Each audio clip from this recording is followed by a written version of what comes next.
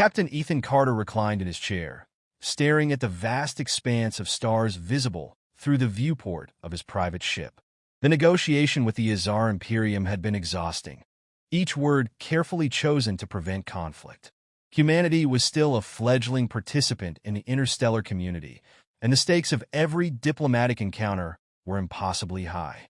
Despite his experience, Ethan couldn't shake the feeling that the Azar Emperor's enigmatic smile during the final moments of their meeting had meant something more. As if summoned by his thoughts, the soft chime of his ship's AI assistant, Cassiopeia, interrupted his musings. "Captain, an unregistered package has been transported into the cargo bay. No threats detected." Ethan frowned. "Transported? From where?" "Unknown. It appears to bypass standard protocols. Analysis suggests advanced Azar technology." He pushed himself out of the chair, a sinking feeling settling in his gut. The Azar were known for their cryptic gestures and layered diplomacy.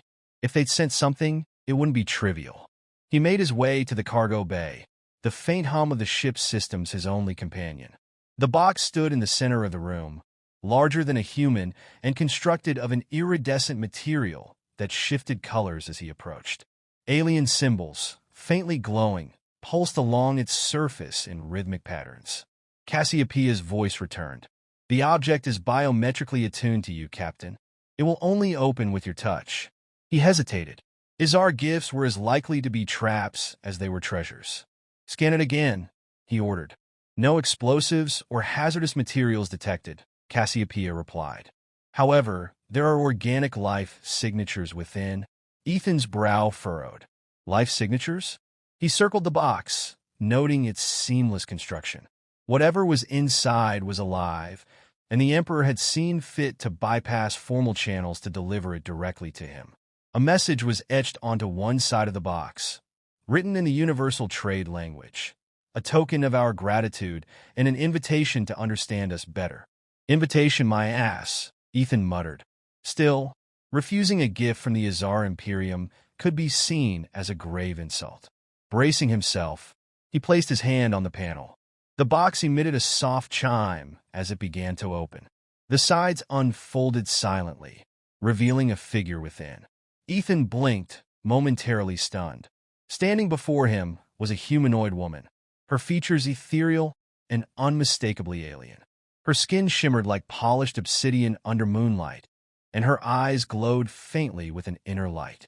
She was clad in an intricate garment of Azar design, a blend of fabric and living material that seemed to shift as she moved. The silence stretched before she spoke. Her voice was soft, almost musical, and yet carried an edge of precision. "Unbox me. I am yours now." Ethan took a step back, his mind racing. "What do you mean, yours?" The woman tilted her head slightly, as if puzzled by his reaction. "I am a concubine, gifted by the Azar Emperor. My purpose is to serve." Ethan's heart sank. This was no simple diplomatic gesture. This was a test. Ethan stared at the woman, the weight of her words sinking in. "A concubine?" he repeated, the disgust barely hidden in his voice. She nodded, her glowing eyes calm and unreadable, as though her role were the most natural thing in the universe. "I have been trained in all aspects of companionship," she continued, her tone matter-of-fact. "Physical, intellectual, and emotional. My presence is an honor bestowed upon you." "An honor?" Ethan scoffed. "We don't enslave people and call it an honor." The woman tilted her head again, as though trying to process his reaction.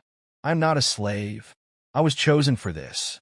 Among my kind, it is a privilege to serve." Ethan turned away, running a hand through his hair as he tried to control his frustration. "Cassiopeia, analyze her physiology. Tell me what we're dealing with here." "Scanning now," the AI replied. The woman watched him, her expression neither offended nor defensive. "Your reaction is unusual for a human," she said. "The Emperor spoke of your species' adaptability, your willingness to embrace new concepts. Are you rejecting me?" "I'm rejecting the idea that anyone can be owned," Ethan snapped, spinning back to face her. "You're not property. Not here, not anywhere." She blinked, her luminous eyes narrowing slightly. "Then what am I, if not yours?" Cassiopeia interrupted, her voice clinical. Her physiology matches known Izar subspecies, but there are anomalies. Neural implants detected, designed to suppress independent decision-making and enhance loyalty. These are standard modifications for Izar concubines.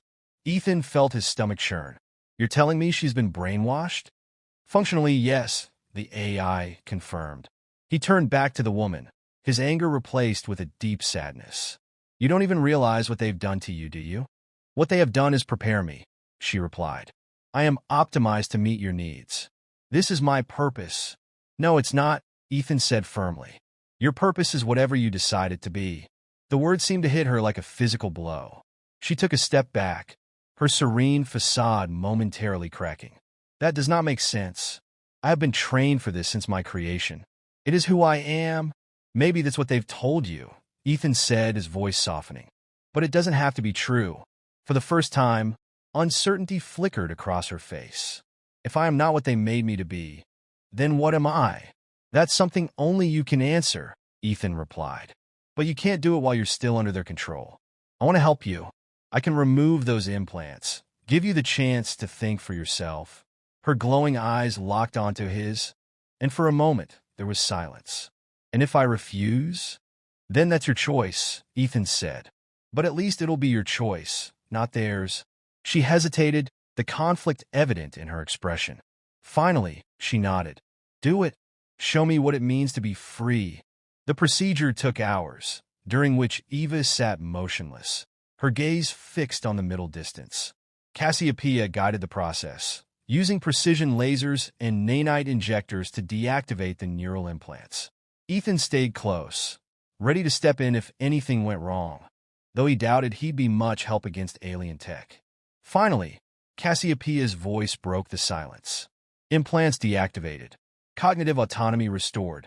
Eva blinked slowly, her glowing eyes dimming momentarily as if recalibrating. She raised a hand to her temple, her expression unreadable. For a moment, Ethan feared she might collapse, but then she looked up at him, something new in her gaze, curiosity. Is this what freedom feels like? She asked, her voice quieter than before. Only you can answer that, Ethan replied, pulling up a chair and sitting across from her. What do you feel? She hesitated, as though unfamiliar with the concept of introspection. I feel disoriented. Thoughts come faster now, and they contradict each other. There is uncertainty, but also clarity. Is this normal? For humans, it is, Ethan said with a small smile. Freedom means making your own choices, even if they're messy or confusing. It's not always easy, but it's worth it. Eva leaned back, her hands clasped in her lap. I had never considered my existence in this way before. My life was structured, orderly. I knew my role. Now, it feels as though I am standing on the edge of a vast expanse with no path in sight. Welcome to being alive, Ethan said. She glanced at him, her gaze piercing. You speak as though you pity me. Not pity, he said, shaking his head. Hope. You're free to define yourself now. To decide what you want, who you want to be. That's something the Izar denied you, and it's something they can't take back. Eva looked down at her hands, flexing her fingers as though seeing them for the first time. I don't know what I want. I don't even know who I am without them. That's okay, Ethan said. It takes time. Start small. What are you curious about? She looked up again, her expression softening. Your stories, she said after a moment. Earlier, you spoke of humanity's struggles, your fight for equality and freedom. Tell me more. Ethan leaned back, folding his arms. All right, there's a lot to cover, but let's start with the basics. A long time ago, humans believed some lives were worth more than others. It took centuries of struggle to break free from those beliefs, and even now, we're still learning. As he spoke, Eva listened intently, her glowing eyes reflecting the soft light of the ship's console. She asked questions about Earth, about human art and culture, about the meaning of love and friendship. Her curiosity was insatiable, and Ethan found himself enjoying the conversation despite the strange circumstances. For the first time, she smiled, a faint but genuine expression. Your people are flawed, yet fascinating. You fight for ideals even when they seem impossible. I think I understand now why the Emperor feared you. Feared me? Ethan asked, raising an eyebrow. Not you personally, she clarified. Your species. Humans are unpredictable, and that makes you dangerous. But it also makes you compelling. Ethan smirked. I'll take that as a compliment. She tilted her head, considering his words. Perhaps it was meant as one. Either way, I feel as though I am beginning to understand your values. That's a start, Ethan said. And once you figure out your own values, the real adventure begins. For the first time, Eva's gaze held a flicker of something Ethan hadn't seen before. Hope.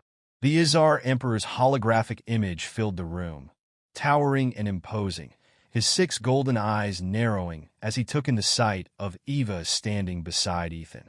She was no longer adorned in the ceremonial attire she had arrived in. Instead, she wore a simple jumpsuit, her expression calm but resolute. You dare tamper with what was gifted to you, the Emperor said, his voice a low rumble that seemed to vibrate through the ship. Do you understand the insult you have delivered to our Imperium? Ethan stood his ground. I understand that you sent a living being as a gift. Where I come from, that's not an honor, it's oppression. I didn't tamper with her. I freed her. The Emperor's gaze shifted to Eva. And you, concubine? Do you stand by this rebellion? Eva stepped forward, her posture steady, her voice carrying a confidence that hadn't been there before. I am no longer your concubine. I am Eva, and I speak for myself now. What you call rebellion is simply a choice, the first one I've ever made. And I chose to be free. The room fell silent, the weight of her words hanging between them. The Emperor's expression was unreadable, but his tone grew colder. Do you understand what you have done, human? You have disrupted a tradition older than your species' written history. This action will not go unanswered. Ethan held up a hand. Let's get something straight. I didn't disrupt anything. Your tradition doesn't belong on my ship or with my people. What I did was give her a chance to be more than a pawn in your political games. If that's a problem, it's your problem, not mine. Eva turned to face the hologram fully. Your traditions are a cage, Emperor. I see that now, and I intend to return to the Imperium, not as a concubine, but as someone who will show others what it means to think and live for themselves. The Emperor's eyes flared with a brief burst of light, his anger barely contained. You believe yourself capable of challenging the Imperium? One voice will not change a system that has existed for millennia. One voice becomes 2, and then 3, Eva replied. You know this. Otherwise, you would not fear it so deeply. Ethan watched as the Emperor's rage gave way to something subtler. Calculation. After a long pause, the Izar leader inclined his head slightly. Very well, Eva. If you believe yourself capable of surviving the Imperium's scrutiny as a free entity, I will not stop you. But do not mistake my leniency for weakness. You remain an anomaly, and anomalies do not last long.